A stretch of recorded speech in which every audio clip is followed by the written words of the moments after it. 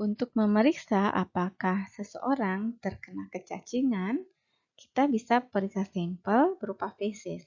Namun, pemeriksaan sampel feses ini tidak hanya diperuntukkan untuk memeriksa cacing ya, bisa juga untuk memeriksa bakteri atau memeriksa protozoa atau amebanya. Itu tergantung nanti dokter pada permintaan pemeriksaannya. Dia misalnya memeriksa feses ya. Kemudian dia suspeknya misalnya dia centang apakah ada parasit ya, ameba misalnya, apakah ada parasit cacing misalnya, atau mungkin dokter meminta ada pemeriksaan bakteri begitu dengan menggunakan kultur. Oke. Nah, bagaimana cara memeriksa sampel feses untuk parasit? Pertama, ada pengambilan spesimen. Nah, kira-kira spesimen yang diperlukan adalah 100 gram feses dalam wadah yang bersih dan kering. Nah, wadah yang bagaimana yang paling cocok yaitu wadah yang bertutup ulir. Seperti pada gambar ini, atau bisa juga seperti pada gambar ini, dia punya tutup sumbat yang ada alat untuk mengambil sampel. Nah, kemudian bila ada cacing dewasanya, pastikan cacing dewasa dan segmennya itu terambil dalam sampel. Nah, khusus untuk pemeriksaan bakteri, kita tidak hanya menggunakan sampel berupa feses yang ada dalam wadah, tetapi kita harus menggunakan juga medium Kerry Blair yang berupa medium transport untuk pemeriksaan feses. Nah, hal-hal yang harus diperhatikan, jangan sekali-kali membiarkan spesimen feses terpapar udara tanpa penutup. Oke, kemudian jangan menerima feses yang tercampur urin ya. Nah, kemudian jangan memeriksa feses tanpa menggunakan sarung tangan. Kemudian harus diperiksa dalam 1-4 jam, tidak boleh dilamakan ya setelah pengambilan. Nah, apabila bersamaan banyak sampel, maka dipilih yang cair dulu dan mengandung lendir atau darah. Karena kemungkinan dia disenterinya ameba dan amebanya masih bisa bergerak sehingga kita bisa memeriksa dengan tepat ya. Kalau dilamakan, maka ameba yang motil atau bergerak itu akan membentuk kista, tidak bergerak, dan itu lebih sulit untuk dibedakan. Oke. Kemudian selanjutnya ada pemeriksaan visual ya atau makroskopik ya. Jadi dilihat kemudian diidentifikasi. Oke, apa yang dilihat yaitu warna, konsistensi, ada tidaknya eksudat atau darah yang terlihat secara makroskopik. Warna ya, kita bisa laporkan warnanya apakah hitam ya. Kemudian apakah coklat, apakah kuning pucat, apakah putih. Karena warna-warna tersebut mengandung makna juga.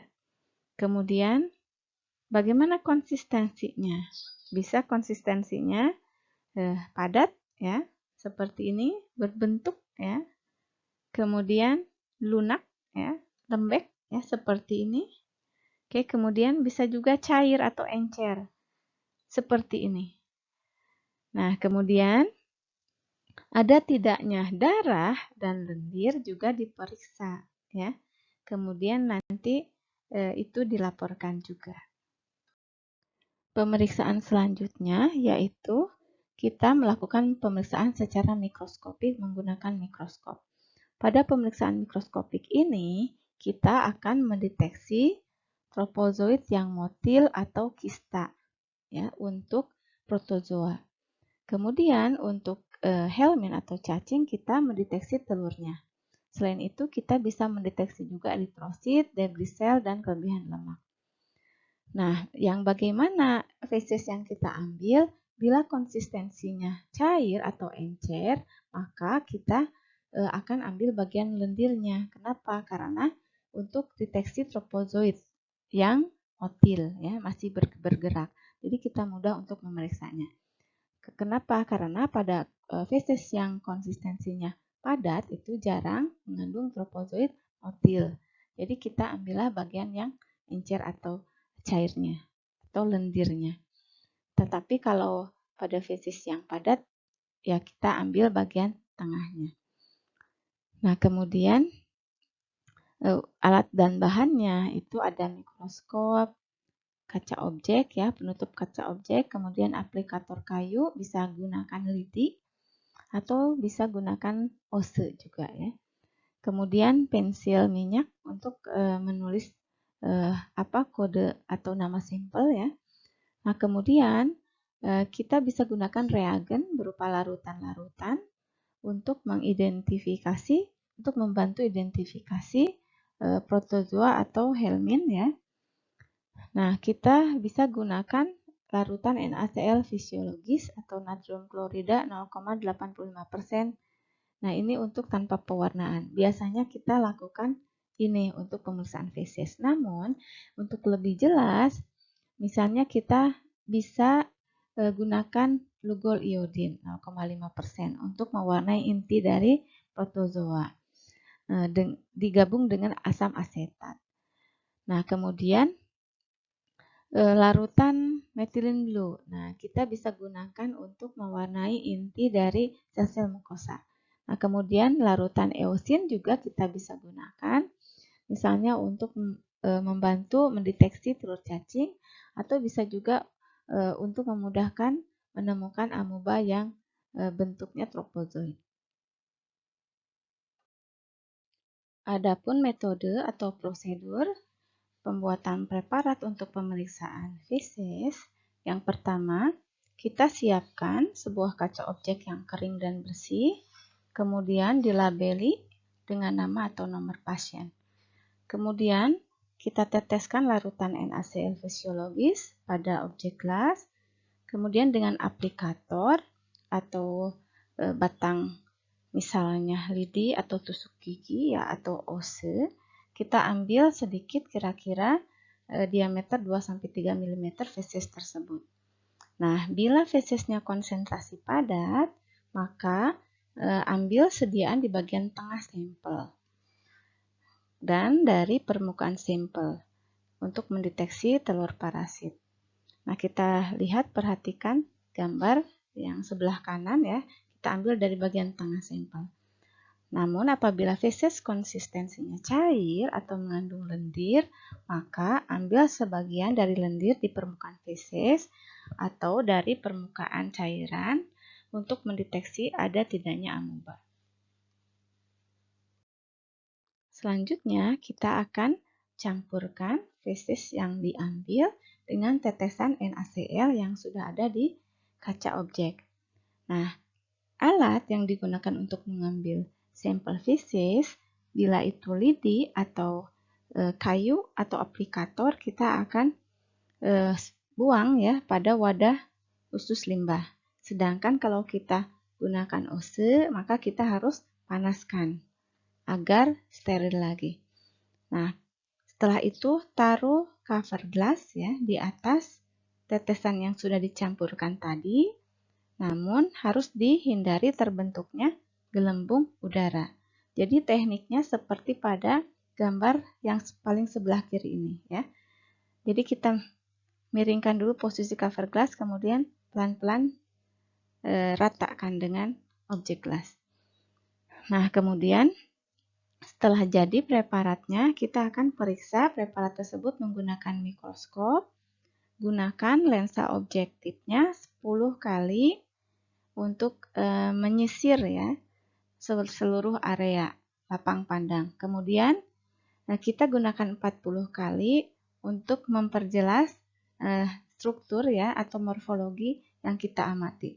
Jangan lupa diatur cahaya dan kontras sehingga lapang pandangnya jelas.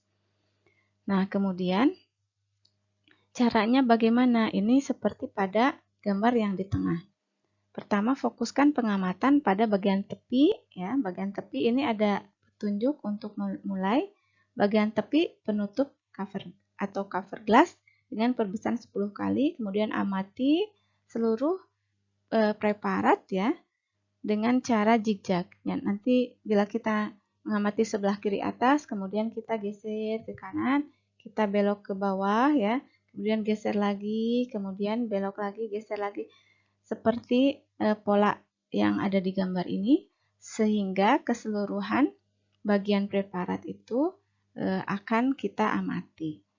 Nah, kemudian apabila sudah nanti ketemu gitu ya, ditemukan, nanti ganti lensanya ke perbesaran 40 kali lalu diamati.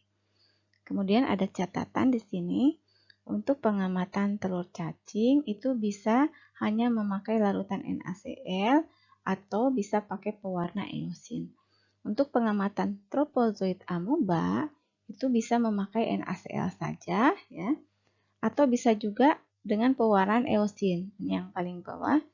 Kenapa? Karena dengan eosin seluruh bagian preparat akan terwarnai kecuali amoeba yang tropozoid itu, sehingga akan mudah dikenali. Nah, kemudian untuk pengamatan kista amoeba agar nukleus terwarnai dengan jelas, maka bisa memakai larutan lugol iodin dicampur asam asetat dengan perbandingan 1:1, kemudian dicampur dengan NaCl 4 bagian ya. Jadi campuran lugol iodin asam asetatnya 1 bagian, NaCl-nya 4 bagian. Oke, kemudian kita bisa gunakan juga methylene blue untuk mewarnai inti sel mukosa. Kemudian selanjutnya pada slide ini kita akan melihat cara pengiriman spesimen feses untuk pendeteksian parasit apabila tidak dilakukan pemeriksaan pada tempat pengambilan sampelnya ya.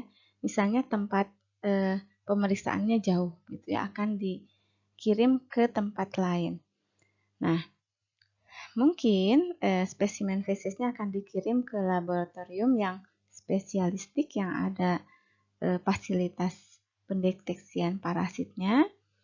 Nah, kemudian harus ada bahan pengawet ya yang kemudian ditambahkan kepada spesimen sebelum dikirim untuk pemeriksaan.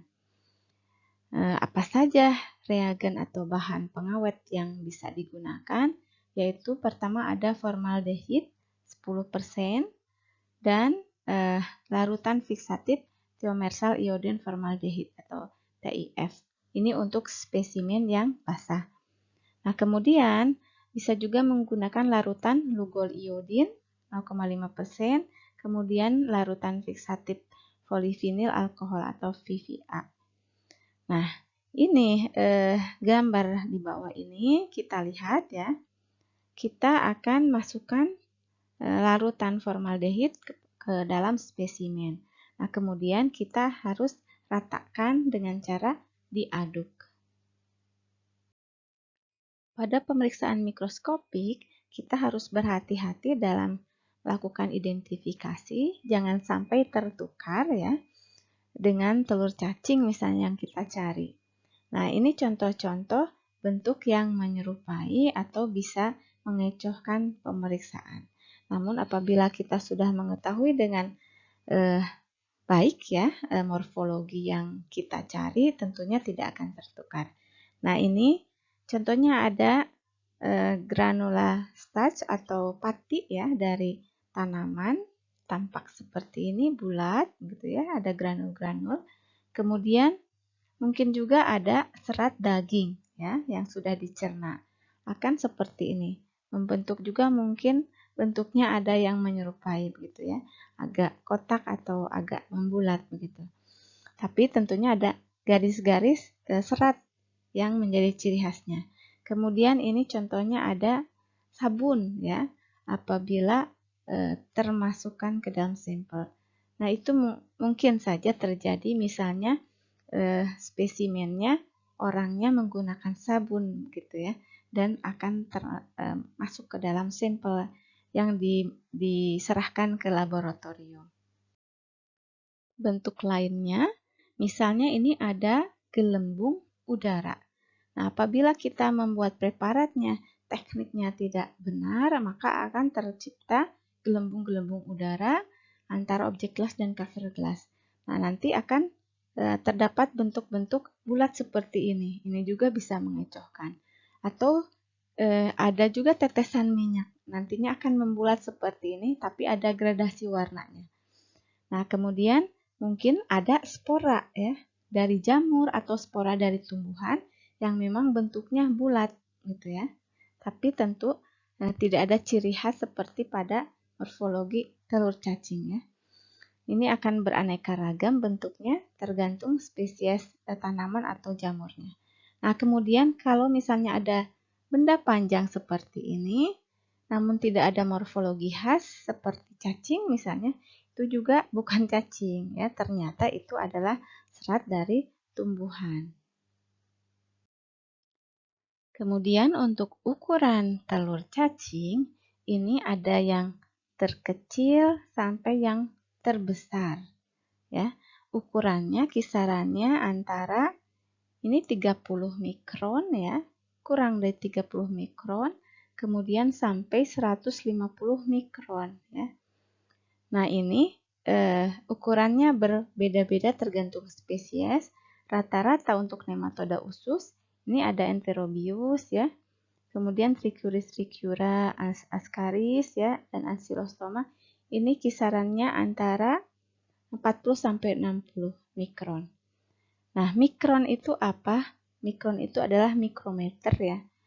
Nah, untuk ukuran kita bisa bayangkan kalau milimeter, kita bisa bayangkan ukuran di penggaris ya. Satu garis yang kecil itu milimeter. Milimeter itu sama dengan 10 pangkat minus 3 dari meter gitu ya. Jadi dari meter itu per seribunya. Nah, untuk mikron itu adalah seperribu lagi dari milimeter. Jadi kalau dari meter itu 10 pangkat min 6. Nah, itu adalah mikron. Jadi sangat kecil sekali sehingga kita harus menggunakan mikroskop untuk melihatnya. Ini kita lihat ada telur-telur cacing nematoda usus ya, berbentuk sketsa. Nah, kita nanti akan bahas satu-satu, tapi kita sajikan ini dalam satu slide. Ini ada Ascaris lumbricoides, ada 4 bentuk ya, ada yang dibuahi ya, ada yang terdekortikasi ya, ada yang di dalamnya ada larvanya ya, ada yang tidak dibuahi. Nah, kemudian ada Trichuris trichyura ya, yang punya ciri khas ada 2 sumbat. Kemudian ada Enterobius vermicularis ya. Kemudian ada ini hookworm atau cacing tambang ya. Ada Ancylostoma duodenale dan Necator americanus. Nah, ini sketsa dari bentuk atau morfologi telur cacing yang akan kita pelajari selanjutnya. Selain telur cacing nematoda usus manusia, kita bisa juga mengamati ini morfologi dari telur cacing yang lain, ada dari cestoda dan trematoda. Ukurannya berbeda-beda dan bentuknya berbeda-beda. Tugas kita adalah untuk melihat, mengenali ya, dan mendiagnosa telur cacing apa yang kita temukan, sehingga nanti di formulir pemeriksaan kita akan sebutkan hasilnya untuk nanti kemudian diserahkan kepada dokter yang memeriksa.